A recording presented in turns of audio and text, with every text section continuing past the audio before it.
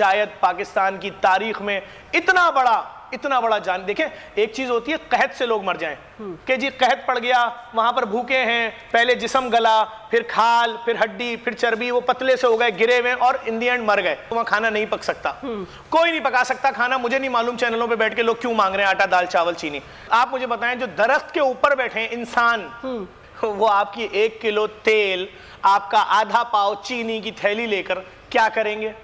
उनको जिंदा रखना है, अगर जब पानी उतरेगा तब उतरेगा। उनको बिस्किट का कार्टन एक दे दो, ये लो भाई बिस्किट का एक कार्टन, तुम्हें ये फ्लेवर पसंद आए, तुम्हें ये फ्लेवर पसंद ना आए, तुम्हें जिंदा रखना मकसद है। आफत छोटी मोटी नहीं है। कोई अगर ये समझ रहा है कि हम गाड़ी में जाएंगे, शहर है और हम यूं करके बोलेंगे ये लो राशन, तस्वीर खींच लो, ऐसा कुछ नहीं है। बात यह कि इस वक्त किसी को भी अपनी जेब भरने की तरफ तवज्जो देने की जरूरत नहीं है। जो कोई भी इन लोगों के साथ खयानत करेगा, यकीन करे परवरदिगार आलम का इंसाफ जो है फिर वो होगा। कोई अय्याशी नहीं कर पाएगा इन पैसों पे, ना कोई गाड़ियां ले पाएगा प्राडो, ना कोई अपने बंगले ले पाएगा, ना किसी के बच्चे सुकून में रहेंगे। जिनके बच्चों के लिए पैसा आ रहा है, अगर उन तक नहीं पहुंचा, किसी के साथ भी अच्छा नहीं होगा भाई। लोग बहुत बड़ी मुसीबत में, मैं कहता हूं इंसानी अलमिया रोकना है ना। अगर हमने मदद नहीं की तो यकीन करें, इसी चैनल पे मैं बैठ के अपील कर रहा हूं कि भाई प्लास्टिक में दफन नहीं करो। हम सफेद कपड़ों की अपील कर रहे हैं कफन के लिए, खुदा न खास्ता ये वक्त ना आए। मैंने अभी एक वीडियो जारी की है कि जो आज ट्रक निकल रहे हैं ना सिंध भर में, उनका किराया 60 लाख रुपए लग रहा है। तो भाई लोडिंग में कितना पैसा लग रहा है? 1.5 लाख रुपए लोडिंग में लग रहा है डेली रोजाना। तो भाई वो काम कर लो, वहां पर जो वहां के मकामी है वही काम करेंगे। मुझे अगर आपने कुछ सामान पहुंचाना है जेडीसी को, आप बिस्किट के कार्टन पहुंचाओ, आप मुझे खुश चना पहुंचाओ, और चना 1 पाव वाली थैली नहीं होनी चाहिए।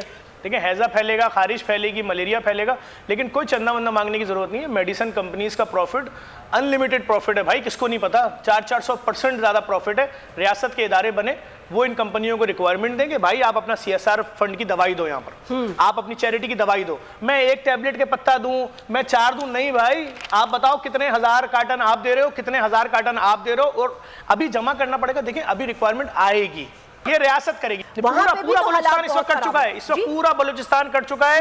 हमारी किसी जगह भी ट्रक नहीं पहुंच पा रहे हैं। अभी भी मैंने जो ऐलान किया है 100-150 ट्रकों का, उसमें बलूचिस्तान की जगह ही नहीं है। जो कल रात में 16 ट्रक गए, वो एज इट इज खड़े हुए हैं, और वो वहां से फोन कर रहे हैं भाई डीजल का पैसा कौन देगा।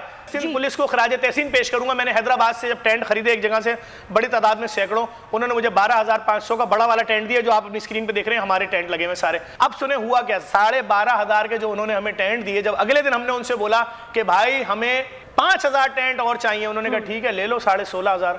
तो हमने कहा कोई और बड़े टेंट आ गए? उन्होंने कहा नहीं वही है। मैंने वहां से खड़े होकर सखर से वीडियो बनाई, शिकायती वीडियो। मैंने कहा मुझे तुम डबल पैसों में दोगे, मैं तुमसे डबल में लूंगा। इस मुसीबत को सिर्फ उस वक्त समझा जा सकता है जब अपने ऊपर तारी किया जाए। अगर किसी को नहीं समझ में आ रहा है तो जाए कीचड़ में अपना पांव 5 मिनट जबरदस्ती डलवाए, समझ में आ जाएगा। वो उन्होंने अपनी मर्जी से पानी में नहीं डूबे हुए, उन पे ये आफत आई हुई। आज 5वां दिन है, लोग मुसीबत में है, मार्केटें बंद बह गई, दुकानें बह गई, दूध पानी कुछ नहीं है। तो बात ये है कि लोग इस वक्त कितनी मुसीबत में, मैं आपको कैसे बताऊं। मैं हूं जैस्मीन मंजूर और आप मुझे देखेंगे सिर्फ बोल पर।